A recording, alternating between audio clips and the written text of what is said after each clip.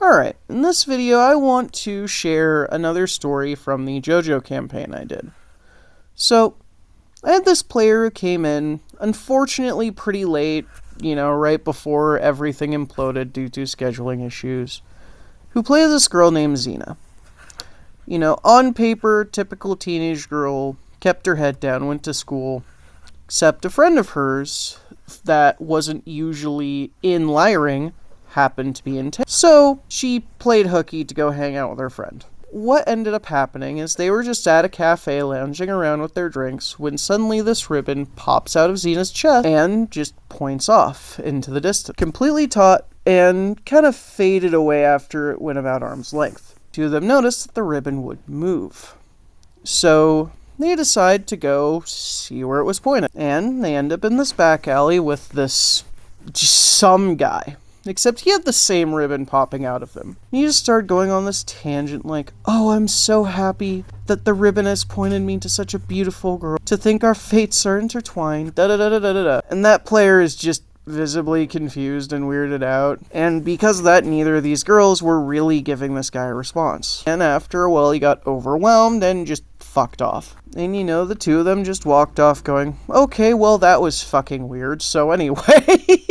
And I transitioned to see what my other players were up to. Now, eventually, I ended up having a lot of them meet up at Tom's Diner, which I think I mentioned this in a previous video, but basically it's the place where if my players don't really know what to do or where to go, they can go there and I'll make plot happen. So, one of the other players to end up there was Sam, the local archaeology professor, and his assistant Adam. And they've had a pretty long day. There was a lot of weird stuff from their side of the campaign. And Sam just wanted his curry, and Adam wanted his whiskey.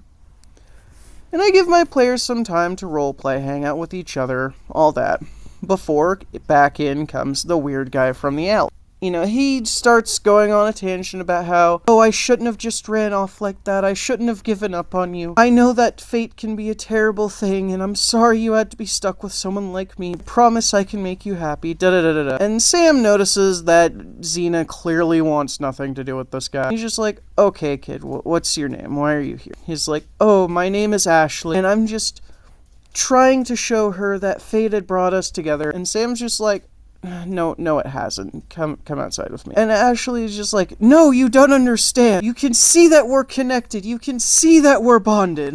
And Sam, he's just like, no, I can see that there is a weird thing sticking out from her and a weird thing sticking out from you. And you're being weird about it, so I'm gonna bring you outside before you cause any trouble. And Ashley just snaps and turns to us like, no, you can't understand love. You're just some dried up old codger. Da-da-da-da-da. Middle of his tirade, the ribbon disappears from Xena and pops onto Sam. Ashley's visibly confused. He just can't tell what happened. And Sam's just like, oh, you see that? Clearly I'm the one you're fated with. Clearly I'm the chosen one for you. How about that? Weird how that happened. And Ashley's just sputtering out, trying to explain things. And Adam, completely wasted. He gets up, and with a perfectly straight face, just says, No. I think I know what's happening. See, I think that ribbon has nothing to do with fate, and instead is just whoever you're obsessed with at the moment.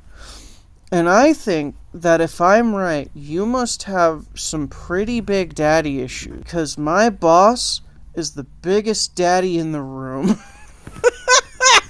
Cue my players just fucking dying. The sides of everyone at the table in orbit over this, and the fact that I could actually say that straight. and Ashley he has no clue. He has no response. And through laughing, Sam's player manages to get out. Okay, well, clearly you got some things you need to sort out. This is clearly a stand, I know a guy that can help with that, but you should really go home and, think things through. Try and, do some soul searching, man. And, Ashley does leave.